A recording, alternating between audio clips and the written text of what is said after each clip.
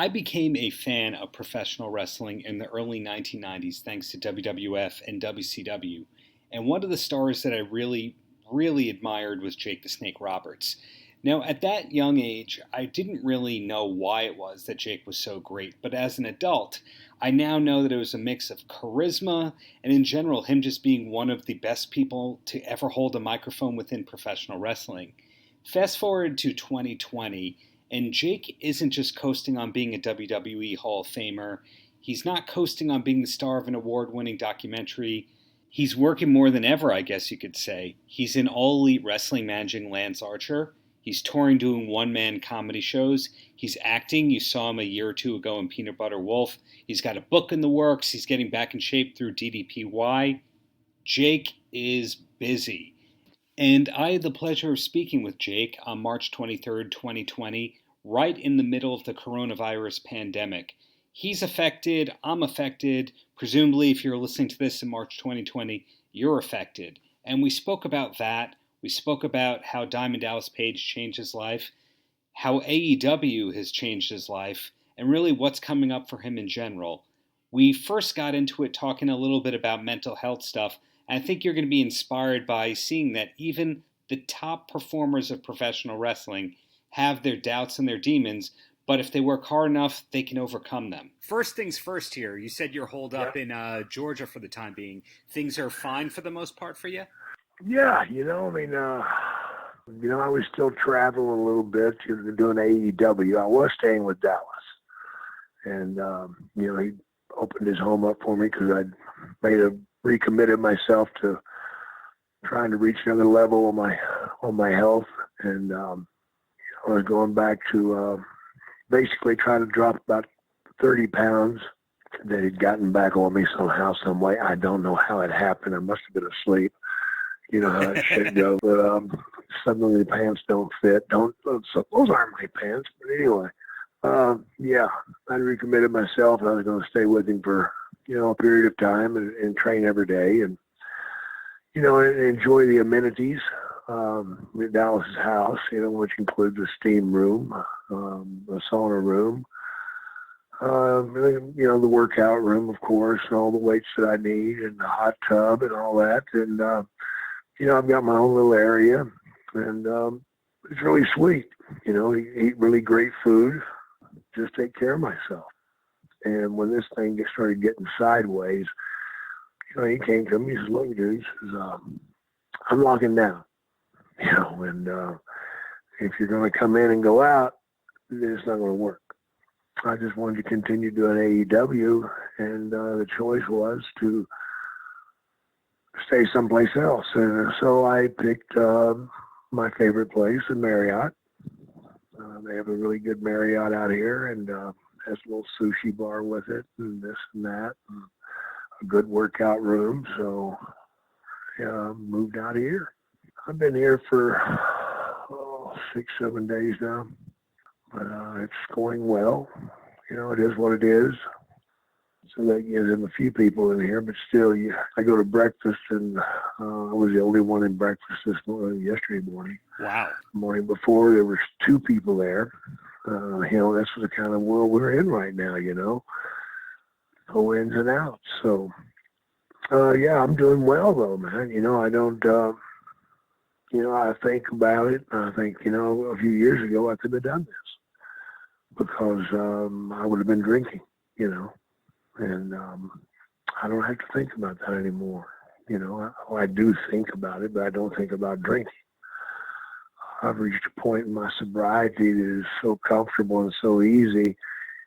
It's almost like I've never drank before, but yet now I know that if I do drink, it's going to take me to a bad place.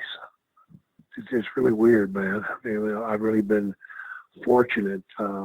No cravings, none of that stuff for drugs or alcohol. I'm comfortable. I don't fear anything. I can be by myself. Used to, I couldn't be by myself because that was a bad time, But when you got by yourself, that's when the things started hitting your head and you didn't know how to handle them. But now I know how to handle those thoughts, Now I know how to handle those unpleasant memories that come to you, I don't know why it's like that, but, you know, you don't ever remember the good stuff. You just remember the places that you failed, places you screwed up, or things that you lost, or things that you threw away. Boy, that's the one that gets me, the things that I threw away. If we're looking at Jake Roberts in 2020, you were the Yeah, star of an award-winning documentary. Your yeah, comedy shows are doing really well. You're back on yeah, weekly television, and people yeah, want to know you. People want to meet you at the Comic Cons and all that. yeah, And yeah, when you put all that together, you're doing better than almost anybody from the generation of people that you started out with. Does yeah. that perspective No ever doubt. reach you? It doesn't, because I'll tell you why it doesn't. I've never been one to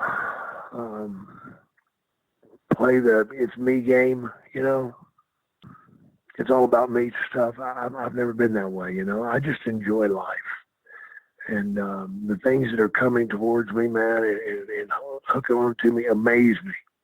It befuddles me. I like, what? They wanting to do what with me? I mean, they want me to do a TED talk now. You know, I was scheduled to do it, but this virus hit the lockdown thing, man, so we didn't do it. But we will be doing it. And yeah, I realize that I'm, you know, I've been trending a bit here and there, and it blows my mind, man. It freaks me out that I'm coming back like this. But still, in the back of my mind, I know that the surface hasn't even been scratched yet as to what I can do. That frustrates me. That frustrates me. I feel like that I need to be in Hollywood. I feel like I'm made for the movies. I did Peanut Butter Falcon. Yeah, that was great. I'm waiting for the next one. Well, now I've got another one coming in. So we're going to do that one. It's a pretty weird one. But it'll damn sure get me out there because I'm one of the main characters. I play the father of a girl that she gets infested by bats, you know, and blood-sucking bats. So it's a pretty weird fucking deal they got going. But yeah, I can't go any further than that on that. Actually, I can't talk about that at all. But anyway, it's always feast or famine. So I just keep hoping, man, and keep praying that I'm doing the right thing, you know. And as long as I keep doing the right thing on my end, this is where I'm at, really. As long as I keep doing the right thing on my end, these things will come.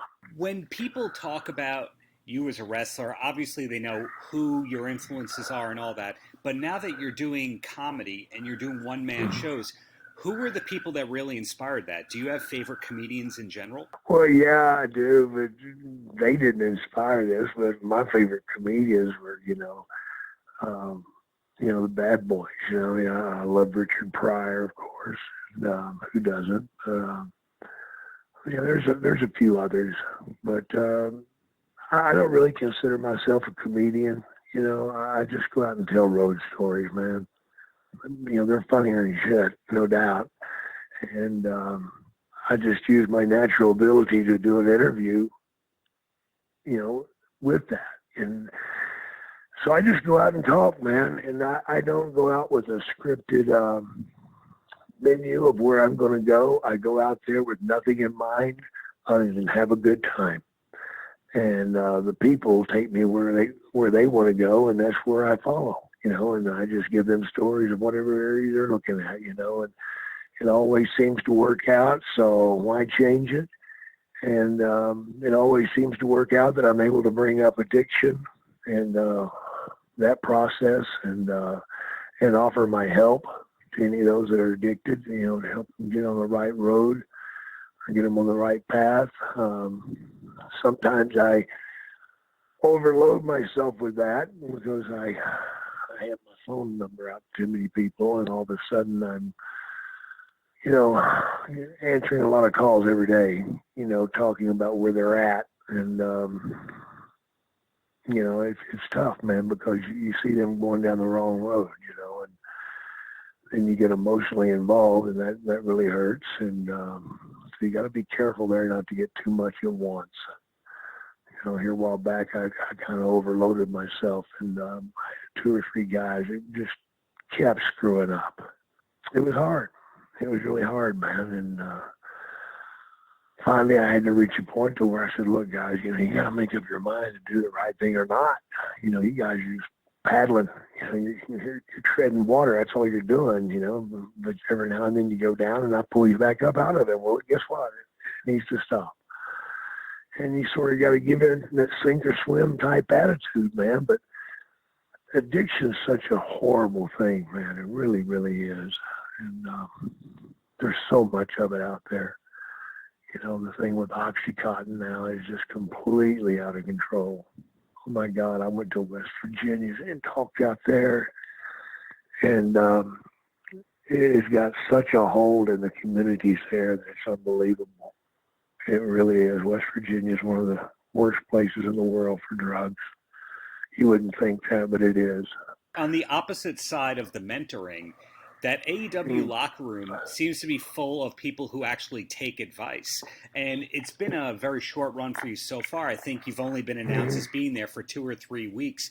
But are a lot of the guys coming to you for advice? There's a couple that have came, and I put my hand out. I went to each guy and said, "Look here, man, I'm here for you. This ain't about me. I'm here for you. If there's any way I can help you, if there's any questions I can ask, please come to me." And I've only had 2 people come to me, and one of them had something they really wanted to talk about, and I was able to help them with interviews and stuff, I think. So got them going in the right direction anyway. And so I felt really good about that. He's a young kid. His dad was a wrestler, Mr. Ass. Billy Gunn. It's Billy Gunn's son. That came to me and wanted help. So that really made me feel good, man. That here his dad's he's a superstar, a Hall of Famer in his own right, and yet you're coming to me. But I get that. Sometimes it's easier to ask somebody else than it is your dad. Because I went through that shit myself. But it was easy for me because my dad didn't want to help me. There you go. Right. So you were brought into the company, to do what it is that you do better than just about anybody, which is speak. Did they come to you, or you went to them, or Dallas introed? I don't think you've commented publicly on how it all went down. I think, my name kept getting brought up by people, but it was actually Khan that said, "Hey, I want him in here." And that's quite a compliment there, that's not the way I expected to be brought in. I expected to be through Dallas or through Dustin or whatever, but it wasn't. It was Khan that wanted me in there. So he's the one that initiated it. Let's get him. I did the little card dealing gimmick I did for him. That was just a nice thing to do, where I dealt the cards out for some event they were doing. But then to get invited to do this angle was much bigger. And it's going to be huge. We haven't really started it yet. It's yet to blossom into what it's going to be. We're going to do some more stuff this week. They've come back to the old school way of doing things, which I love, and that's building something instead of doing it the WWE way, where they build it at the first part of the show and then they end it by the end of the show. This people will remember because they're taking the time to build it properly. I'm sorry to cut you off there. It seems like the kind of storyline that can be done, whether it's in front of an audience or whether it's an empty arena. It doesn't matter because I'm going to get what I need out there. That's the whole thing of what I'm saying. And that's what resonates with the people. They remember Jake Roberts said that, and I give them something to think about. I try to anyway. And I play with their minds a little bit. That's what I'm known for. And I just want to tweak the people and get them going and let Cody and Lance do all the work. Well, 2 quick questions, and then you are a free man. And the first one is, you mentioned that film is one of your big aspirations. Yes. When will you know that you've made it and accomplished what you wanted to do in Hollywood? I don't think I ever will. I don't see. That's the thing about Jake. I don't have a level set in my mind as to where I'll be happy, I don't think I'll ever be happy. I think if I get happy, I'll quit doing it. You know what I mean? Hopefully that makes sense to you. But it's the same thing with wrestling. If I ever got comfortable in doing it or felt like I'd reached what I wanted, then I would quit.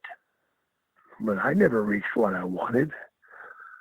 You know, there was no end to that because, you know, I would like to be writing for a company, you know, but I'm not.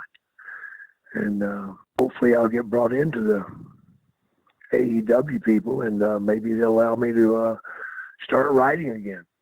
And that's where I think my best work will be. And I enjoy writing so much, man. It's quite the process for me. It's very enjoyable.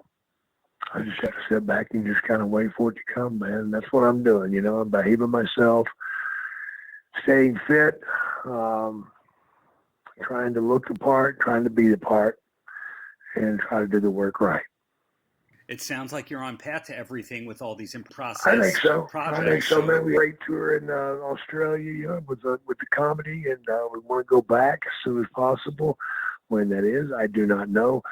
I want to do a big tour in the States coming up, but I'm kind of waiting for this virus to get through, man, because people don't realize that, you know, once the virus is over, it's going to take months for the people to get back on their feet again. You know, because the money's going to be thin here for a period of time. And, you know, I know Trump's talking about handing everybody $1,000. Well, it's going to take a lot more than $1,000 to make everybody well. You know? So it's going to be tough times for the people coming up. And I just want everybody to hold on to their pants, man, and not go goofy. I'm worried that it will reach a point to where we will have crime in the streets like we've never had before. Because when people get hungry, they do stupid things. And people are about to start getting hungry. On a brighter, pleasant note, the last question is, any last words for the kids, Jake? Just keep your eye on the prize, man. Never do anything that will deter you or pull you away from what your dream is. Don't let that mistake happen to you. Keep your eye on the prize, as to say. Paltrocast.